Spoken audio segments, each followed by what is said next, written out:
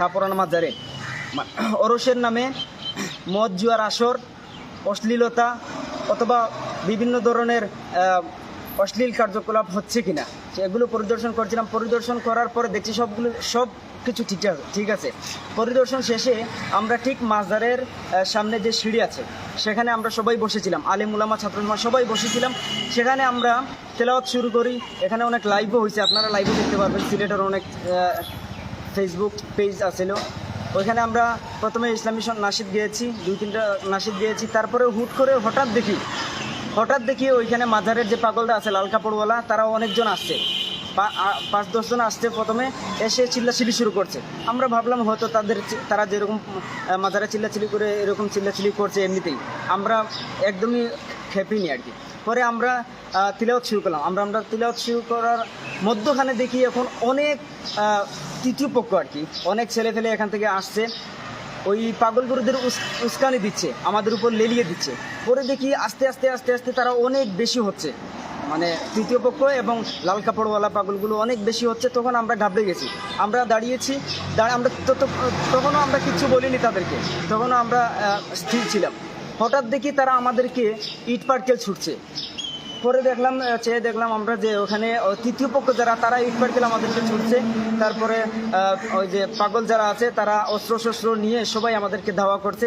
আমরা আস্তে ওই মাজার থেকে খাদিম ছিল, তারা আমাদেরকে বলছে আপনারা উপরে মসজিদে যান, না এখানে বিশৃঙ্খলা সৃষ্টি হবে। আমরা আস্তে মসজিদে গেছি, তারা আমাদের সাথেই মসজিদে উঠে গিয়ে আমরা মসজিদের ভিতরে মসজিদ বন্ধ করে রাখছি, মসজিদের দরজা জানালা বন্ধ করছি। তারা মসজিদে ভাঙার চেষ্টা করছে, মানে দরজা জানালায় অনেক লাথি দিচ্ছে, কিলাকিলি করছে। আমরা ওখান থেকে বের হনি, পরে আমরা ফেসবুকে লাইভ করেছি। পরে আমরা লাইভ থেকে যোগাযোগ করে আমাদের কাদের বাজারের স্যার যেটা আমাদের মমসাদ সাহেব হুজুর, মুহাদ্দিস সাহেব, মমসাদ সাহেব জামাত বারাকাতুহুম হুজুর ততক্ষণ মানে সেই মুহূর্তে ওখানে উপস্থিত হয়ে যান, এবং আরও হরিপুর থেকে অনেক ছাত্র জনতা আসে। তখন হুজুর ওইখানে উপস্থিত হওয়ার পরে কী ঘটনা ঘটেছিল এবং সব কিছু হুজুরের কাছ থেকে শোনার অনুরোধ করছি। বিসমিল্লাহির রহমানির রহিম। আজকে লাইভে আসার মূলত কারণ হচ্ছে কি ঘটেছিল সেইখানে, এবং হুজুরের মাধ্যমে এই আন্দোলনের পুরা আন্দোলনের রূপরেখা পায় এবং আন্দোলন এই পর্যন্ত গড়ায়। তো সেই হিসাবে মুশাহিদ আল বাহারের আইডি থেকে এবং হুজুরের আইডি থেকে লাইভে আসা, যে পরবর্তী আপডেট এবং আমাদের করণীয় সম্পর্কে হুজুর আমাদের বলবেন। বিসমিল্লাহির রহমানির রহিম। সম্মানিত দর্শক বৃন্দ, আপনারা হয়তো লক্ষ্য করেছেন, আমরা বর্তমান স্বাধীনতা অর্জনের পর সারা দেশ জুড়ে বিভিন্ন বৈষম্যের বিরুদ্ধে আন্দোলন হচ্ছে। এরই আলোকে আমরা দীর্ঘদিন যাবৎ লক্ষ্য করছি হযরত শাহজালাল শাহপরান আমাদের প্রাণ, সিলেটবাসী যার হাতে আমাদের পূর্বপুরুষ মুসলমান হয়েছেন তার কাছে আমরা ঋণী। এরই আলোকে বিগত কিছুদিন পূর্বে শাহজালালের মাজার কেন্দ্র করে আমরা কয়েকটি দাবি জানিয়েছিলাম। প্রথম নম্বর ছিল শাহজালাল রহমতুল্লাহ আলীর আমরা জানি কোনো সন্তান নেই, এতদ সত্ত্বে তার মাজারের কোটি কোটি টাকা একটা সিন্ডিকেট বক্ষণ করে আসছে। ওই টাকাগুলো মানুষ মাজারে দেয় দুস্থ মানবতার কল্যাণের জন্য, অথচ মুষ্টিময় কিছু মানুষ তাদের উদরপূর্তি করে। আমাদের প্রথম দাবি ছিল সরকারের তত্ত্বাবধানে মাজার যাবে এবং শাহজালাল রহমতুল্লাহের নামে একটি ট্রাস্ট হবে। 2 নম্বর হচ্ছে ওনারা এসেছেন আমাদের বাংলার ভূমি থেকে শিরিক উৎখাতের জন্য। আমাদের জন্য সবচেয়ে দুর্ভাগ্যের ব্যাপার, যারাদের হাতে আমাদের পূর্বপুরুষ মুসলমান হলেন, শিরিক বেদাত নির্মূলের জন্য আসলেন, অথচ তাদের মাজারকে কেন্দ্র করে শিরিক বেদাত সংগঠিত হচ্ছে। ইচ্ছা বড় দুঃখজনক ব্যাপার, আমরা কিছু হতে পারে না। এই জন্য আমরা দাবি জানিয়েছিলাম ওই সমস্ত মাজারের পবিত্রতা রক্ষা করতে হবে। নাচ গান, ছেলে মেয়ের অবাধ বিলামেশায় সেখানে যে সমস্ত নাচ হয়, তারপরে মাদকের হাট বন্ধ করতে হবে। 3 নম্বর, শাহজালাল রহমতুল্লাহ সম্পর্কে কেউ কিছু জানে না, নতুন প্রজন্ম জানে না, এই জন্য একটা গবেষণাগার তৈরি হতে হবে। সেই দাবির প্রেক্ষাপটে সারা দেশ জুড়ে একটা আলোড়ন সৃষ্টি হয়। এরই আলোকে কিছুদিন পূর্বে বিগত 2-3 দিন শাহপরান রহমতুল্লাহ আলাইহির সেখানে উরুস ছিল।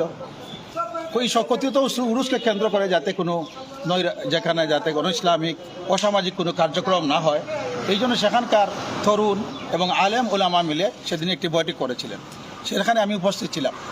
সেখানে যাওয়ার পরে এখানে প্রায় 1000 আলেম ওলামা, এলাকার তরুণ, ছাত্র সমাজ, বৈষম্য বিরোধী ছাত্র আন্দোলনের নেতৃবৃন্দ ছিলেন।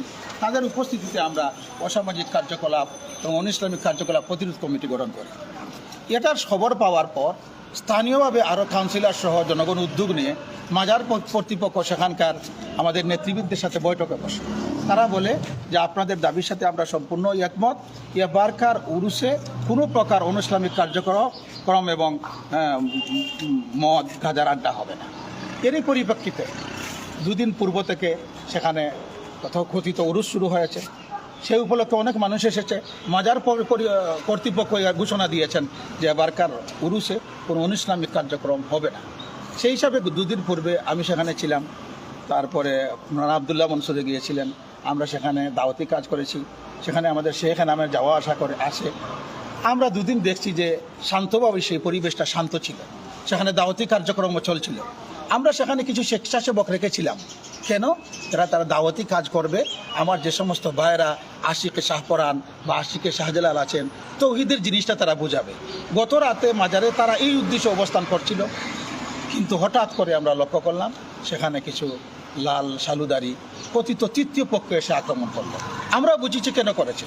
তাদের টার্গেট ছিল আমাদের স্বেচ্ছাসেবকদের উপর আক্রমণ করা নয়, সেখানে উদ্দেশ্য ছিল যে শান্তভাবে একটা মাজারে অপসংস্কৃতি বন্ধ হয়েছে সেটাকে কলুষিত করা।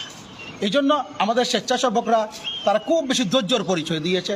তারা মসজিদে আশ্রয় নিয়েছে, তাদেরকে চতুর্দিকে ঘেরাও করা হয়েছে। শুধু তাই নয়, আমি সেখানে আজকে ভোর 4টার সময় আমার ছাত্রদের নিয়ে রাত 4টার সময় সেখানে গিয়েছি। সেখানে গিয়ে আমরা খবর পেলাম তা নয়, ওই সমস্ত মাজারপন্থী যারা তারাই এবার মাজারে আক্রমণ করলো। কেন? তারা চায় ওই জিনিসটা, আমরা যখন মাজারের অপসংস্কৃতির বিরুদ্ধে আন্দোলন শুরু করি, তারা চায় আমাদের মাজারের প্রতিপক্ষ বানিয়ে এদেশের সেন্টিমেন্ট ক্রস করতে। সেই চেষ্টা গত রাতেও তারা করেছে। যাই হোক, আমার সেখানে যে সমস্ত বাইরা মসজিদে আশ্রয় নিয়েছে তারা কোনো প্রতিপক্ষ হিসাবে কোনো আক্রমণ করে নাই, ধৈর্যের পরিচয় দিয়েছে, খবর দিয়েছে, এলাকাবাসী এসেছেন, তারপরে আশপাশের হরিপুর থেকে হাজার হাজার মানুষ এসেছেন, শান্তিপূর্ণ অবস্থান নিয়েছেন, ওরা সেখান থেকে চলে গেছেন। এই জন্য আমরা সেখানে দেখলাম এখন পর্যন্ত সারা দেশের জন্য একটা রোড মেডেল হচ্ছে যে আমরা কোনো সংঘাত চাই না। সব মাজার কর্তৃপক্ষের কাছে আমাদের আহ্বান, এই সমস্ত আউলিয়াগণ এসেছিলেন তাওহীদ প্রতিষ্ঠার জন্য, গতিকে প্রত্যেকটা মাজারে যাতে কোনো অপসংস্কৃতির কাজ না হয় তা আপনারা সচেষ্ট হন, নয়তো পরিস্থিতি ভালো থাকবে না। শাহজালাল মাজার কর্তৃপক্ষের কাছেও আমাদের আহ্বান থাকবে, সেখানে প্রতি বৃহস্পতিবারে নাচ গানের আসর বসে, নারী পুরুষের মিলান ঘটে, আমরা তার মেনে নিব না। আপনাদের কাছে শান্তিপূর্ণভাবে আহ্বান জানাবো, আপনারা ওইগুলো অপসংস্কৃতি বন্ধ করেন, তাহলে এদেশের তৌহিদি জনতাও শান্ত হবে। এই জন্য দেশবাসীর প্রতি আহ্বান জানাবো। আমরা সেখানে ছিলাম, আমরা সকলেই সেখানে ছিলাম। সেখান থেকে জামিয়া মাদানিয়া আন্দোলনের সূতিকাগার প্রিন্সিপাল সাহেব রহমতুল্লাহ আলাইহির খবর আমাদের সামনে। সেখান থেকে আমরা একটি জিনিসই বলবো, আমরা কখনো বাতিলের সাথে আপোষ করব না, কিন্তু আমরা কখনো সংঘাত চাই না। এই জন্য সরকার সহ যারা মাজার কর্তৃপক্ষ আছেন সবার কাছে আমাদের উচ্চ আহ্বান, কখনো আপনারা আগুন নিয়ে খেলবেন না, এই সমস্ত স্বেচ্ছাসেবক আলে মুবারক আগত আনবেন না।